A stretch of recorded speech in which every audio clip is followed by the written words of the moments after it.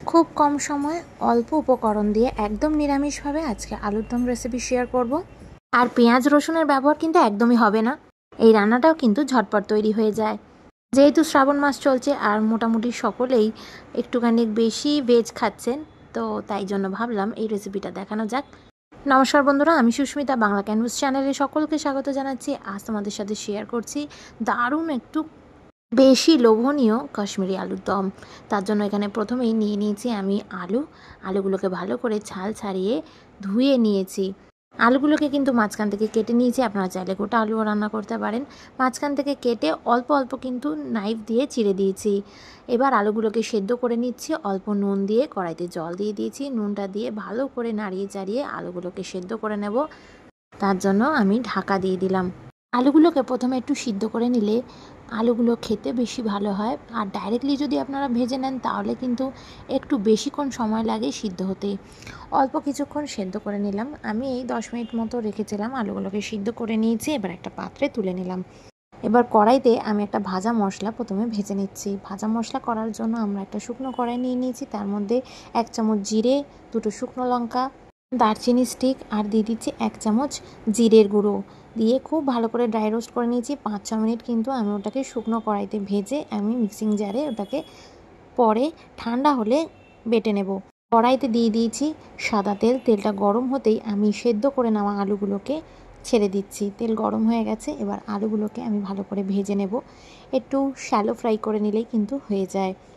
এইভাবে আমি সেদ্ধ আলুগুলোকে ভালো করে ভেজে নিচ্ছি। আলু ভাজার সময় কিন্তু অবশ্যই নুন দেবেন আর সামান্য পরিমাণে হলুদ গুঁড়ো দেবেন। এবার আলুগুলোকে খুব ভালো করে এইভাবে আমি মিনিট 4 সময় ধরে ভেজে নেব। এইভাবে আলুটা ভেজে নিলে একটু হালকা ব্রাউনিশ রং কিন্তু গায়ে আলুর লেগে যায়, তো সুন্দর লাগে বেশ।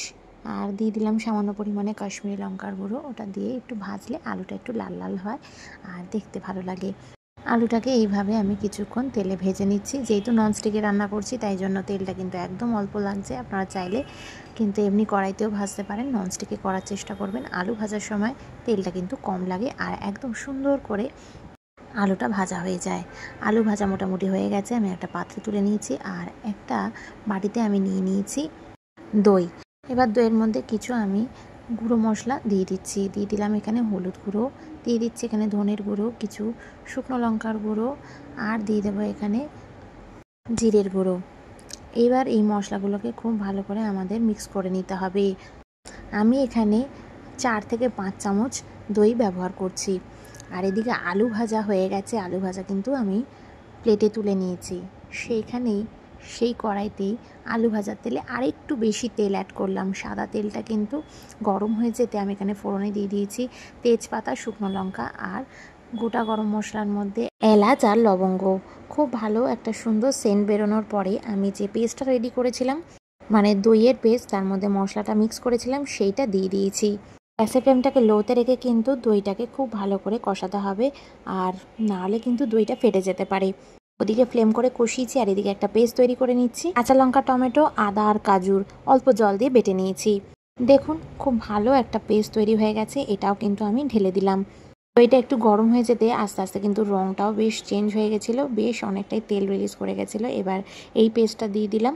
পেস্টটা দিয়ে খুব ভালো করে কিন্তু নাড়িয়ে চাড়িয়ে যেতে হবে, কারণ যেহেতু কাজু বাদাম আছে কড়াইতে কিন্তু লেগে যাওয়ার চান্সেস থাকবে। আর সাথে একটু নুন দিয়ে ভালো করে কন্টিনিউ নাড়াচাড়া করে যাচ্ছি আমি। ভালো করে মশলা কষাতে হবে, নাহলে কিন্তু মশলা থেকে একটা কাঁচা গন্ধ বেরোবে। কাঁচা গন্ধ যাতে না বেরোয় তার জন্য আমাদের মশলা কন্টিনিউ অনবরত নাড়াচাড়া করে যেতে হবে, কষাতে হবে। 2 থেকে 3 মিনিট গ্রেভিটাকে খুব ভালো করে কষিয়ে নিয়ে এবার আমি ভাজা আলুগুলো দিয়ে দিলাম। সাথে একটু দিয়ে দিতে হবে পরিমাণ মতো জল, যাতে আলুটা সিদ্ধ হয়, একটু গ্রেভিটাও ভালো লাগে, বেশি টান টান না হয়, আর যাতে ভাত, রুটি, লুচি, পরোটা, ফ্রাইড রাইস, পোলাও সব কিছুর সাথে ভালো লাগে। আর একটু নুন দিয়ে দিলাম, কারণ যেহেতু জল অ্যাড করেছি। দিয়ে ভালো করে এইভাবে মিক্স করে নিচ্ছি।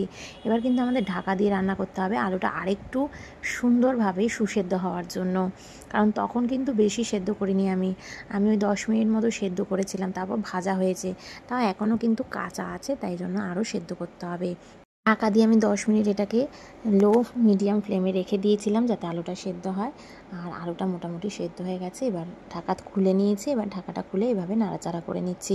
দেখুন একটা খুন্তির সাহায্যে আপনাদের দেখাচ্ছি আলুটা মোটামুটি নরম হয়ে গেছে। কোনো অনুষ্ঠান বাড়িতে বা বিয়ে বাড়িতে যদি আলুর দম খেয়ে থাকেন সেই রেসিপির থেকে কিন্তু এই কাশ্মীরি আলুর দমের রেসিপি একদম আলাদা। দিয়ে দিলাম একটু অল্প চিনি আর দিয়ে দিচ্ছি ভাজা মশলা যেটা আমি বেটেছিলাম ফার্স্টে। এটা দিয়ে দিলাম। এটাই কিন্তু টেস্টটা একটু হলেও ফারাক পড়বে, কারণ দারুণ লাগে ভাজা মশলাটা আলুর দমে দিয়ে। ভালো করে মিক্স করে নিলাম। কি হয়ে গেল তো জাস্ট 15 মিনিটের মধ্যে আলুর দম।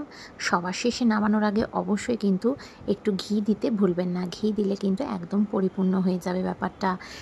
অসম্ভব ভালো হয়েছিল খেতে। আর আমি এটা পরিবেশন করেছিলাম ফ্রাইড রাইস দিয়ে।